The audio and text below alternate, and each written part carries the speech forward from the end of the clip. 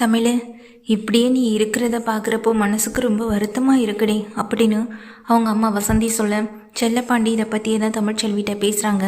ஏமா, அப்போ உனக்கு அந்த வீட்டில் இருக்கவங்கள பற்றி உனக்கு எவ்வளோ கவலை இருக்கு, என்னையை பற்றி நீ கொஞ்சம் கூட யோசிக்கவே மாட்டேன்னு சொல்லி கேட்க, அதான் பிரச்சனையெல்லாம் இப்போ கொஞ்சம் சரியாயிடுச்சுல, மாப்பிள்ளையும் அவர் மேலே தப்பு இல்லைன்னு சொல்லி நிரூபிச்சிட்டார்ல, இதுக்கெல்லாம் காரணம் இந்த நீதிமானம் அவங்க கூட இருக்க அந்த தாமஸ் தானே தெரிஞ்சு போச்சேடி அப்படின்னு சொல்லும்போது, அவர் என்ன வேணாலும் நிரூபிச்சிட்டு போகட்டுமா, அவர் அப்பா மேலே பழி சுமத்தப்பட்டது, அந்த பழியை இங்கே அவர் யார் போட்டாங்க அப்படின்றத கண்டுபிடிச்சாரு, ஆனால் என் மேலே சுமத்தப்பட்ட பழி இன்னும் அப்படியே தானே இருக்குது அப்படின்னு தமிழ்ச்செல்வி சொல்ல, தமிழ், இன்னும் எத்தனை நாளைக்கு தமிழ் இதை பற்றி பேசிக்கிட்டே இருக்க போகிறேன்னு சொல்லி அங்கே வசந்தி கேட்க, உனக்கு என்னதாம்மா பிரச்சனை, நான் இந்த வீட்டில் வாழாமல் இருக்கனே, உங்களுக்கு தொந்தரவாக இருப்பேன்னு நினச்சி ரொம்ப வருத்தப்படுறீங்களா, இதுக்கு முன்னாடி இந்த தமிழ் எப்படி இருந்தாலும் அப்படியே தான் இனியுமே இருப்பா, உங்களுக்கு தொந்தரவாக இந்த வீட்டில் எப்போதும் இருக்க மாட்டா சொல்லு, இப்போவே இந்த வீட்டை விட்டு போகணுன்னாலும் சொல்லு,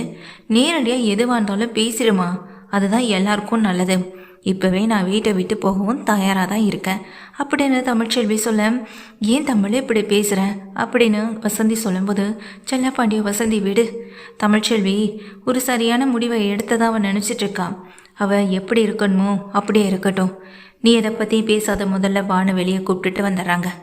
வெளியே வந்த பிறகு செல்லப்பாண்டி இங்கே வசந்தியை பார்த்து, தமிழ் ரொம்ப கடுமையான மன உளைச்சல் இருக்கான், அந்த தப்பை அவள் பண்ணலைன்றதை இந்த நேரத்தில் நாம் அவளுக்கு துணையாக நின்று இங்கே யாருன்னு சொல்லி நிரூபிக்கணும், அப்படி ஒன்று பண்ணால் இங்கே ஏதாவது மாற்றம் நடக்குதான்னு பார்க்கலாம் அப்படின்னு சொல்லிட்டு இருக்கேன்.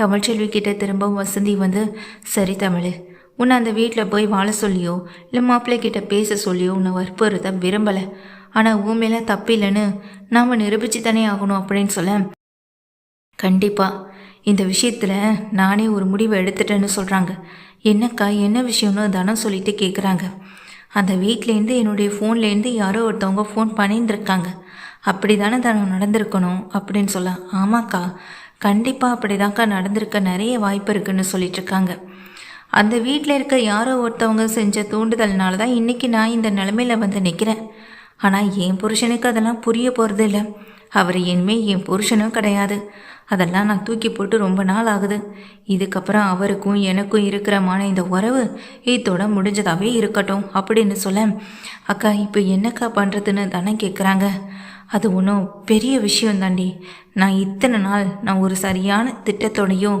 யோசனையோடையும் தான் இருந்துக்கிட்டே இருக்கேன் அப்படின்னு சொல்ல, அக்கா இனிமே எப்படிக்கா நம்ம நிரூபிக்க போகிறோம், அந்த வீட்டுக்கு போய் எப்படிக்கா நம்ம நிரூபிப்போம், அந்த வீட்டில் இருக்கவங்க மூலமாக தானே நம்ம ஏதாவது ஒன்று பண்ண முடியும் அப்படின்னு தானே சொல்ல, நீ எதை பற்றியும் யோசிக்காமல் அமைதியாக இரு, எல்லாமே நான் நினச்சது போல் நல்லபடியாக நடக்கும் அப்படின்னு சொல்லிட்டு இருக்காங்க. என்னமோ சொல்கிறா, ஒன்றுமே புரிய மாட்டுதேன்னு அங்கே வசந்தியும் செல்லப்பாண்டிகிட்ட பேசிக்கிட்டு இருக்காங்க. கொஞ்ச நேரத்திலேயே மலர் ஃபோன் பண்ணுறாங்க. தமிழ், நீ சொன்னது போலையே அவங்க காதுபட அவங்க காதலை விழுகிற மாதிரி நானும் இந்த விஷயத்தை போட்டு விட்டுருக்கேன், அடுத்து என்ன நடக்குதுன்னு நாம் பார்க்கலாம் அப்படின்னு சொல்ல, சரின்னு சொல்லிட்டு வெயிட் பண்ணிட்டு இருக்காங்க. தமிழ்ச்செல்வியுடைய ஃபோனுக்கு ஒரு நம்பர்லேருந்து ஃபோன் வருது. யாருன்னு பார்த்தா இங்கே அந்த ஐஸ்வர்யா சேதுவுடைய குரலில் தான் கால் பண்ணி பேசுகிறாங்க.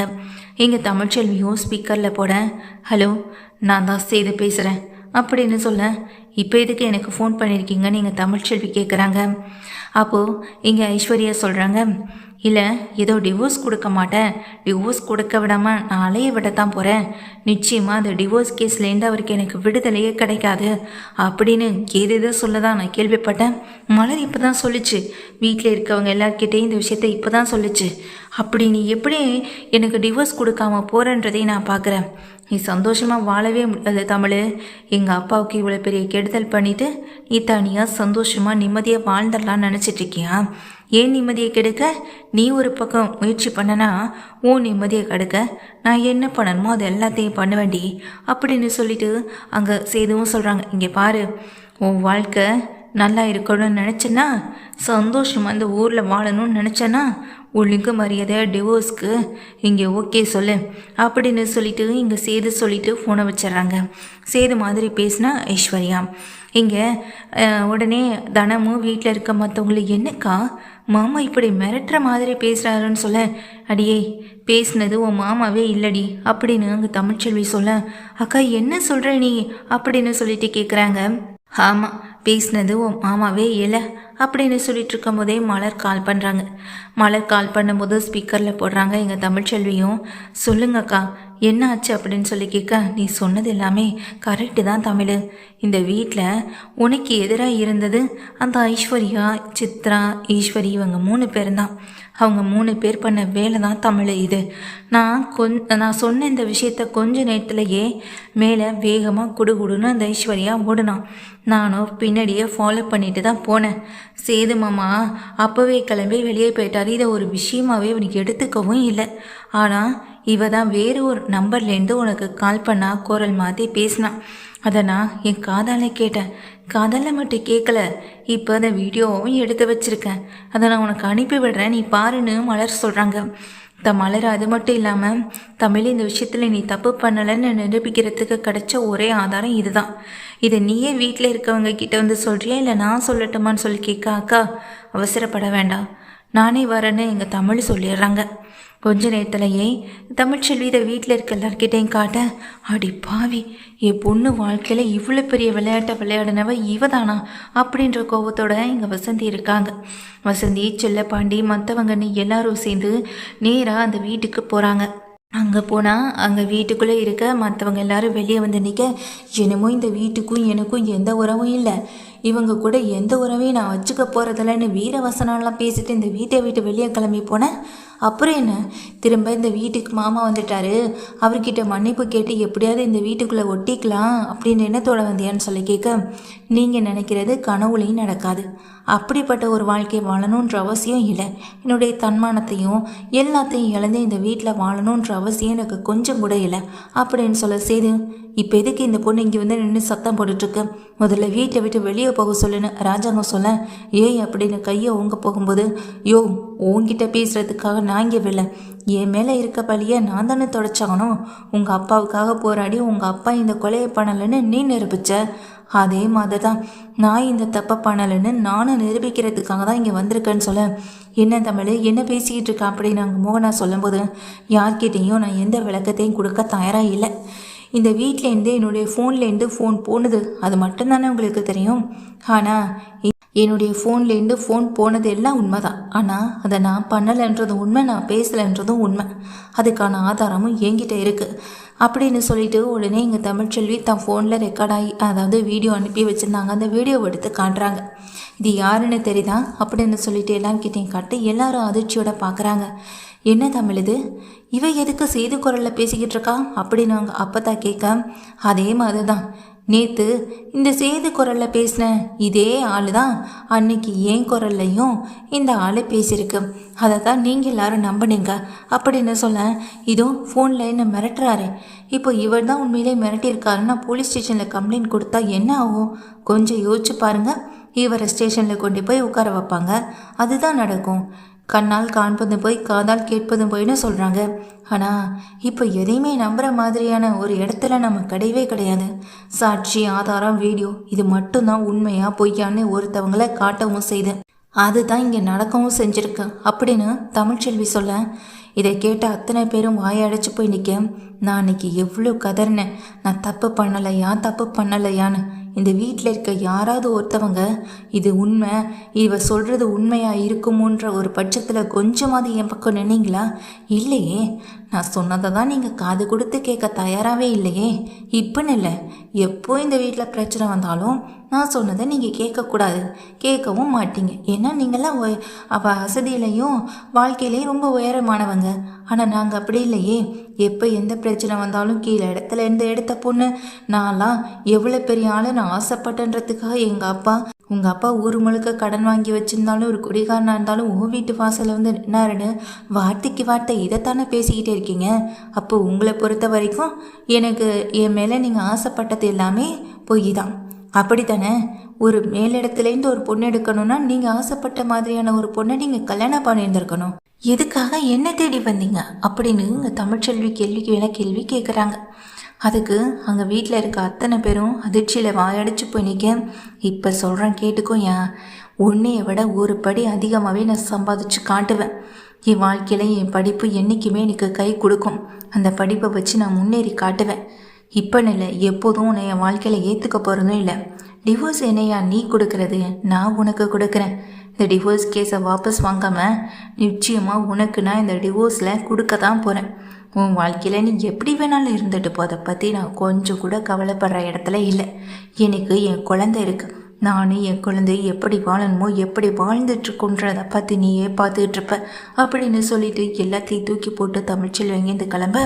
இதுக்கெல்லாம் காரணமானவே இதே வீட்டில் இருக்க இந்த ஐஸ்வர்யா தானா அப்படின்னு அப்பத்தா ஒரு அடி பல்லான அந்த ஐஸ்வர்யா கணத்தில் விடவும் செய்ய, அத்தை என்ன பண்ணுறீங்கன்னு சொல்ல, இப்போவே இந்த நிமிஷமே இந்த வீட்டை விட்டு வெளியே போகணும். இன்னும் ஒரு நிமிஷமே இந்த வீட்டில் இருந்தாலும் அடுத்து என்ன நடக்கும்னு தெரியாதுன்னு சொல்லிட்டு பாட்டி கத்துறாங்க. ஐஸ்வர்யாவும் வேறு வழி இல்லாமல் பெட்டி படுக்கையோட வெளியே வந்து நிற்க, மாமா என்னை மன்னிச்சிருங்க அப்படின்னு சொல்லும்போது, சேது என் கண்ணு முன்னாடி நிற்க வேண்டாம்னு சொல்லு, அடுத்து என்ன பண்ணுவேனே தெரியாது. இவன் எந்த ஊரில் இருந்து வந்தாலும் அந்த ஊருக்கு இப்போவே போய் சேரணும். திரும்ப இந்த வீட்டில் ஒரு நிமிஷம் இருந்தாலும் நான் மனுஷனாகவே இருக்க மாட்டேன்னு அங்கே ராஜாங்க கத்த, சேதுவும் அடிக்காத குறைய திட்டி வெளியே வீட்டை விட்டு விரட்டி அனுப்புகிறாங்க. அத்தை அப்போ இதுக்கெல்லாம் காரணமான ஈஸ்வரியும் சித்ராவுக்கும் அப்படின்னு சொல்ல, இந்த வீட்டை விட்டு போனாலுங்களே அந்த தாமரையும் சாவத்திரி மாதிரி இனிமேல் இந்த வீட்டுக்கு எப்போதுமே இவளுங்க வர முடியாது. பூங்குடி வெளியேன்னு கழுத்தை பிடிச்சி வெளியே தள்ளி கதவை இழுத்த முடியறாங்க. அம்மா நீ பண்ணதம்மா சரி அப்படின்னு சொல்லும்போது, நீங்களும் பூங்குடி வெளியே அப்படின்னு அவளுங்களையும் வெளியே தள்ளி விட்டுறாங்க. இந்த வீட்டில் எப்போ எது நடக்கும் அப்போ வந்து ஒட்டிக்கலான்னு தானே இருந்தீங்க. நடந்த சம்பவத்துக்கும் தங்களுக்கும் எந்த சம்மந்தமுமே இல்லை. வசதியான வாழ்க்கை கிடைச்சா போதுன்னு வந்து உட்காந்துக்கிட்டு இருந்தீங்கல்ல பூங்குடி வெளியேன்னு அவங்க 2 பேருமே தள்ளி விட்டுறாங்க வெளியே. மொத்தமாக 4 பேரும் வீட்டுக்கு வெளியே நிற்கிறாங்க. இங்கே இருக்கிற தமிழ்ச்செல்வியும் ரொம்ப கோவத்தோடு இந்த போக, சேதுவும் தான் தப்பை நினச்சி வருத்தப்பட்டு நிற்க, அப்போவே அமைதியாரியா, எந்த பிரச்சனையும் வேணாயா, நிதானமாக இரியான்னு சொன்னல. நான் சொன்னதை நீ காது கொடுத்து கேட்டியா? ஏண்டா உனக்கு இவன் அப்ப, ஆனால் எனக்கு இவன் புள்ள. அப்போ எனக்கு என் பிள்ளை எவ்வளோ முக்கியம்னு உனக்கு தெரியுமா? தெரியும் தானே? எல்லாம் தெரிஞ்சும் நீ ஏண்டா அப்படி பண்ணன்னு சொல்லிட்டு அப்பத்தாங்க சேதுவை தட்டுறாங்க. ஏய் இனிமே கண்ணு முன்னாடி எவனும் வந்து நின்றுடாதிய. உங்கள் யார்கிட்டையும் எனக்கு பேசவும் விருப்பம் இல்லை. இந்த வீட்டை விட்டு தமிழ் போயிட்டான். இந்த வீட்டில் இருந்தாலும் உங்களுக்கும் எனக்கும் எந்த உறவும் இல்லை அப்படின்னு அப்பத்தாவும் சொல்லிட்டு உள்ளே போக, தமிழ்ச்செல்வியை நினச்சி சேது வருத்தத்தோடு நின்றுட்டுருக்காங்க. வீட்டில் இருக்க தமிழ்ச்செல்வியோ மனசு நிம்மதியாக வந்துட்டுருக்க. அப்பா நான் ஊரை விட்டு போகலான்னு முடிவு பண்ணிட்டேன்னு சொல்ல, இனி இந்த ஊரில் இருந்து என்னால் இனிமேல் இந்த ஊரில் இருந்து எதையும் பண்ண முடியாது. நானும் வாழ்க்கையில் சாதிக்கணும். என்னை ரொம்ப மட்டமாகவும் கீழ்த்தனமாகவும் பேசினவங்களுக்கு மத்தியில் நானும் முன்னேறி காட்டணும். என்னுடைய படிப்பு என்னுடைய வேலை இது தேடி மட்டுமே தான் நான் போக போகிறேன்னு சொல்ல, ஏன் தமிழ் வயிற்றுல பிள்ளையை வச்சுக்கிட்டு அப்படின்னு சொல்ல, இப்போ என்னம்மா ஆகிப்போச்சு? என் பிள்ளையை என்னால் பார்த்துக்க முடியும். உங்கள் எல்லாருக்கும் விருப்பம் இருந்தால் என் கூட வாங்க. அப்படி விருப்பம் இல்லைனா நீங்கள் இதே ஊரில் தான் இருப்பேன்னு முடிவு பண்ணிங்கன்னா தாராளமாக இருந்துக்கோங்க. உங்களை நான் கட்டாயப்படுத்த விரும்பலை. நானும் என் பிள்ளையும் இந்த ஊரை விட்டு போகத்தான் போகிறோன்னு தமிழ் எடுத்த முடிவில் தெளிவாகவே இருக்காங்க. அப்படி ரொம்பவே மன உளைச்சலோடு பேசிக்கிட்டு இருக்க தமிழ்ச்செல்விக்கு இங்கே வயிறு வலி வரவும் ஆரம்பிச்சிருது. என்ன தமிழ் என்னாச்சு அப்படின்னு பதட்டத்தோடு கேட்குறாங்க வசந்தியும். அதுக்கு அங்கே நின்றுட்டுருக்க செல்லப்பாண்டி உடனே கார் ஏற்பாடு பண்ணி தமிழை கூட்டிக்கிட்டு நேராக ஹாஸ்பிட்டலுக்கு போகிறாங்க. ஹாஸ்பிட்டலுக்கு போனால் அங்கே தமிழ்ச்செல்வி இங்கே பிரசவ வார்டில் அனுமதிக்கப்படுறாங்க. அங்கே 2 குழந்தை இருக்கிறதுனால இந்த பிரச்சனை வந்துட்டு பெருசாக இருக்குது. அவங்க ரொம்பவே ஹெல்த் கண்டிஷனில் இல்லை அப்படின்னு சொல்லிட்டு ஆப்ரேஷன் பண்ணணும்னு சொல்லிடுறாங்க. கேட்ட உடனே வசந்தியும் செல்லப்பாண்டி துடிச்சு போகிறது மட்டும் இல்லாமல் இதை அப்பத்தாவுக்கு ஃபோன் பண்ணி விஷயத்த சொல்கிறாங்க. அப்பத்தா இதை கேட்ட உடனே என்னடி சொல்கிறேன், தமிழுக்கு பிரசவ வலி வந்துடுச்சான்னு சொல்லி கேட்க, ஆமாம் அப்படின்னு அவங்கள பதட்டத்தோடு இருக்க, சரி சரி நான் உடனே கிளம்பி வரேன்னு சொல்கிறாங்க. மச்சி என்னாச்சு சொல்லுங்க அப்படின்னு அங்கே இருக்க மலரும் கேட்குறாங்க. மலருக்கிட்ட விஷயத்த சொல்லும்போது, இனி இங்கே வீட்டிலே இருடி, நான் போய் என்ன இதுன்னு பார்த்துட்டு வரேன்னு சொல்லும்போது, அப்போ தான் நானும் கூட வரேன் அப்போதான்னு சொல்ல, எவனையும் என்கிட்ட பேச வேண்டாம்னு சொன்னேன் அப்படின்னு சொல்ல, வீட்டில் டிரைவர் யாரும் இல்லை அப்படின்னு மலர் கேட்க சொல்லும்போது உடனே சேதுவும் அழுதுகிட்டே வண்டி எடுத்துகிட்டு ஓட்டவும் செய்கிறாங்க. தமிழ் அன்னைக்கு பேசும்போது உன் மனசு வருத்தப்படல, இன்னைக்கு உன் குழந்தைக்காக துடிக்குதாடா உன் மனசுன்னு சொல்லி கேட்குறாங்க அம்மாச்சி. நேராக ஹாஸ்பிட்டல் போய் இறங்குறாங்க. இங்கே சேதுவை பார்த்ததுமே வசந்திக்கே கோவம் வரத்தான் செய்து, நீங்கள் எந்த மூஞ்சை வச்சுட்டு இங்கே வந்தீங்க? உங்களை பார்த்தா தமிழுக்கு கொஞ்சம் கூட பிடிக்காது. உங்களை பார்த்தா அவள் இன்னும் அளவுக்கு அதிகமான கோவத்தை தான் காட்டுவான்னு சொல்ல, ஏ வசந்தி என்ன பேசிக்கிட்டு இருக்க? மாப்பிள்ளை வந்ததே பெரிய விஷயம்தான் சொல்ல. யோ நிறுத்தியா, மாப்பிள்ளை வந்ததே பெரிய விஷயந்தான்னு இந்த மாப்பிள்ளையை தூக்கி வச்சு தலையில் கொண்டாடுறோம். ஆனால் அவர் உன்னையோ என்னையோ ஒரு மனுஷனை கூட மதிக்கிறதில்ல.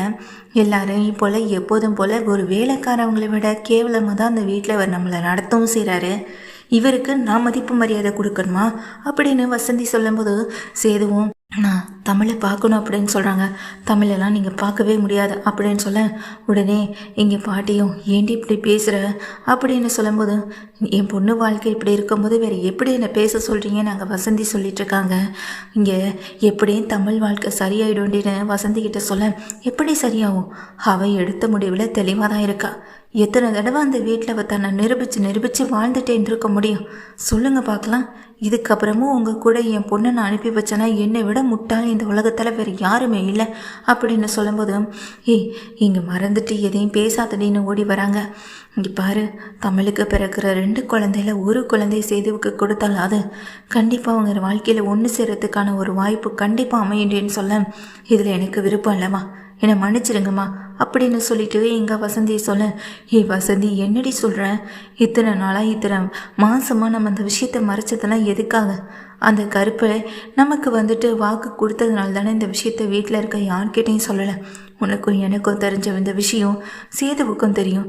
சேதுக்கிட்டேருந்து ஒரு குழந்தைய கொடுத்துருடி அப்படின்னு சொல்லும்போது, என்னால் முடியவே முடியாதுன்னு சொல்கிறாங்க வசந்தி. ஆனால் சேதுவும் அழுதப்படி கண்கலங்கி நின்றுட்டுருக்காங்க. மன்னிப்பெல்லாம் கேட்குறாங்க. ஆனால் யாருமே சேதுவும் மன்னிக்க தயாராகவே இல்லை. உடனே அங்கே நின்றுக்கிட்டு இருக்க வசந்தியோ, குழந்தைய எனக்கு கொடுக்க விருப்பம் இல்லைம்மா, மன்னிச்சிருங்கம்மான்னு சொல்லும்போதும் வசந்தியை தனியாக கூப்பிட்டு அப்பத்தான் பேசுகிறாங்க. நீ பாரு வசந்தி, தமிழ்ச்செல்வியால் 2 குழந்தைய பார்த்துக்க முடியாது. 2 குழந்தைய பார்த்துக்கிட்டு அவளால் படிக்கவும் முடியாது. அவள் இங்கே சேதுக்கிட்ட விட்ட சவாலில் ஜெயிக்கணும்னா ஒரு குழந்தை இங்கே சேதுக்கிட்ட இருக்கிறதான் சரியாக இருக்கும். கொஞ்சம் அவன் நலனுக்காவது கொஞ்சம் யோசிச்சு பாடு. நானும் சாக போகிற கடைசி நாள்லையாவது இந்த குழந்தையோட இருக்கிற ஒரு வாய்ப்பை எனக்கு கொடு அப்படின்னு சொல்லிட்டு கேட்குறாங்க. தமிழ் சொல்லி சொன்னேன், அதாவது அப்பத்தா கேட்க அங்கே வசந்தியுடைய மனசு மாறவும் செய்யுது. குழந்தைய என்னால் அவர்கிட்ட ஒப்படைக்க முடியாது. வேணும்னா உங்கள் கையில் அந்த குழந்தைய கொடுக்குற உங்களை நம்பி மட்டுமே வேணாலும் அந்த குழந்தைய உங்கள் கையில் கொடுக்க நான் தயாராக இருக்கேன்னு வசந்தி ஒப்புத்துக்கிறாங்க. வசந்தி இந்த விஷயத்தை செல்லப்பாண்டிகிட்ட சொல்ல, செல்லப்பாண்டி இதை கேட்டு பயங்கர அதிர்ச்சி. ஆனாலும் இன்னொரு பக்கம் தமிழ்ச்செல்வி சேதும் ஒன்று சேர்ந்தா போதும், அதுக்கு அந்த குழந்தைய நாம் சேதுக்கிட்ட கொடுக்குறதுல ஒன்றும் தப்பில்லை அப்படின்ற ஒரு முடிவுக்கு வரவும் செய்கிறாங்க. 2 பேருமே எங்கள் மயக்கத்தில் இருக்க தமிழ்ச்செல்வி முன்னாடி குழந்தையை எடுத்து அவங்க கையில் கொடுக்க, தமிழ்ச்செல்விக்கு ஏதோ ஒரு உணர்வு மனசுக்குள்ளே ஏற்படுது. கை கால் 2மே அசைவு கொடுக்கவும் செய்யுது. சேதுவும் அப்பத்தாவும் அந்த குழந்தைய கையில் வாங்கியபடி பார்க்கும்போது தான் தமிழ் கண்ணு முழிச்சிட்றாங்க. குழந்தைய அவங்க கையில் வச்சுருக்கதா பார்த்ததும் ரொம்ப அதிர்ச்சி ஆகிறாங்க தமிழ்ச்செல்வி. அம்மா என்னம்மா இது? எதுக்காக என் குழந்தைய இவங்க கையில் கொடுத்த? என் குழந்தைக்கும் இவங்களுக்கும் எந்த உறவும் இல்லைன்னு தான் எல்லாம் முடிஞ்சு போச்சு. எல்லாம் முடிஞ்ச உறவை எதுக்குமா நீ திரும்ப இங்கே நீ வந்து அதை புதுப்பிக்கணும்னு நினச்சிட்டே இருக்கன்னு சொல்லிட்டு தமிழ் திட்டேன். அப்போ தான் நர்ஸ் உள்ளே வராங்க. உள்ளே வந்த நர்ஸும், குழந்தைய என்ன இப்படி தூக்கி வச்சுருக்கீங்க? முதல்ல குழந்தைய இங்கே அவங்க அம்மா கிட்டே கொடுங்க, குழந்தைக்கு தாய்ப்பால் கொடுக்கணும்லன்னு சொல்லும்போது முதல்ல நர்ஸ்கிட்ட கெஞ்சி கூத்தாடி இந்த குழந்தைய வாங்கி கேட்கவும் செய்கிறாங்க.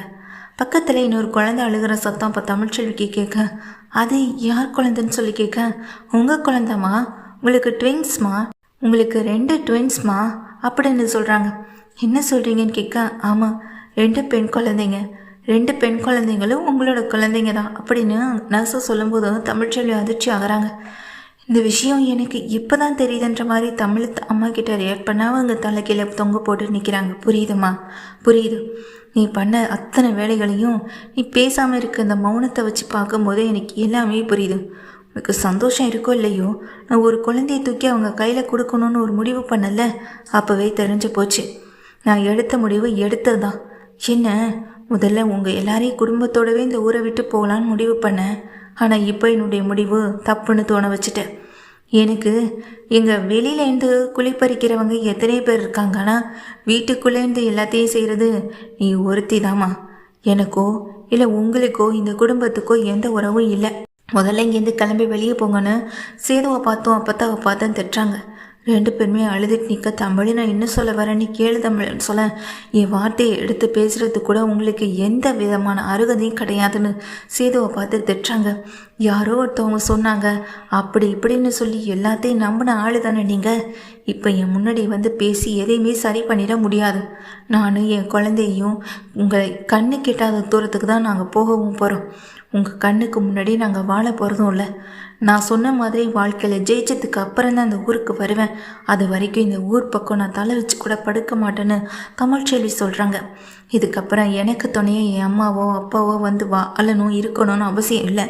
இப்போ இன்றைக்கே இவங்க எனக்கே தெரியாமல் குழந்தைய ஒப்படைக்கணும்னு நினச்சவங்க நாளைக்கு என்ன வேணாலும் செய்வாங்க. இவங்களை நம்பினது போதும், நான் நம்பி ஏமாந்தது போதும். எனக்கு என் குழந்தையோடைய வாழ்க்கை இதுதான் முக்கியம். என் குழந்தைங்களும் இனிமே உங்கள் கூட நான் இருக்க போகிறது இல்லை அப்படின்னு தமிழ்ச்செல்வி தெளிவான முடிவை எடுக்கிறாங்க. தமிழ் நான் சொல்ல வரதை கேளு அப்படின்னு சொல்ல, யாரும் என் கண்ணு முன்னாடி நிற்காம முதல்ல இந்த இடத்த விட்டு வெளியே போங்க அப்படின்னு தமிழ்ச்செல்வி கத்தனா ஓடி வந்து அவங்க எல்லாருமே வெளியே அனுப்புகிறாங்க. இனிமேல் என்னைய பார்க்க யார் வந்தாலும் உள்ள அலோவ் பண்ணவே பண்ணாதீங்க. எல்லாத்துக்கான செலவையும் நானே பார்த்துக்கிறேன். என்கிட்ட இருக்க பணத்தை உங்களுக்கு நான் கொடுக்குறேன். இந்த மருத்துவ செலவுலேருந்து எல்லாத்துக்கான பணத்தை கொடுத்துட்டு இந்த ஊரை விட்டு நான் போக போகிறேன் அப்படின்ற ஒரு முடிவோட தமிழ்ச்செல்வி இருக்காங்க. சேது பண்ணின தப்புக்கு தண்டனையை எங்கள் சேதுவுக்கும் தண்டனை கிடைக்க தான் செய்யுது.